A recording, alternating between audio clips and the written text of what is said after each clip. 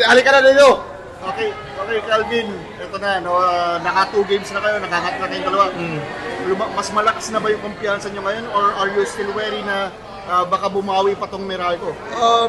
Hindi pa naman tapos eh. Best of 7 yan. So, for sure, talagang paghahandaan kami ng Meralco sa Game 3. And wala, di pa naman tapos yung laro eh. So, we're just staying low naman sinabi ko naman sa lahat.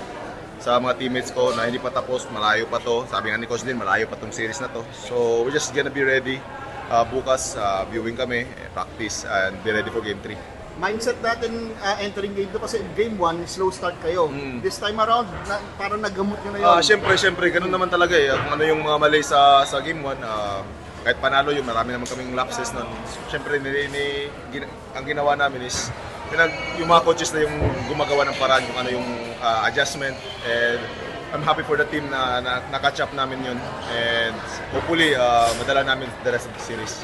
Lastly, ano kailangan natin improve? Ano pa kailangan natin improve para masigurado natin ang game 3? Hindi ko masabi yan eh. Sa laro naman talaga mangyayari yan, adjustment ng mga coaches and ano yung mga nakikita namin sa loob ng court. Sige, Calvin, with this 2-0 lead, ano na lang yung sinasabi nito? Siyempre, almost Grand Slam last year. May edge ba kayo nun dahil nakaranas kayo ng almost Grand Slam last year?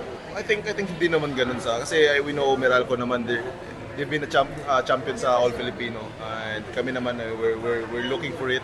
Siyempre as a team you're looking for it naman talaga eh. Kung yung championship naman talaga yung nilo-look forward mo. And siyempre yung kung sa edge lang naman I think wala meron pero masabi ko wala kasi nga champion yung Meralco, kami naman hindi sa last conference. Pero we're taking one game at a time naman eh. And I'm happy na we get those 2 games and hopefully na sana magawa pa namin sa next game namin. Sa tingin mo, masusunod nyo?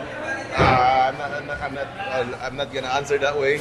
Pero kung ano mangyayari sa laro naman yun, yung resulta naman yung gusto namin.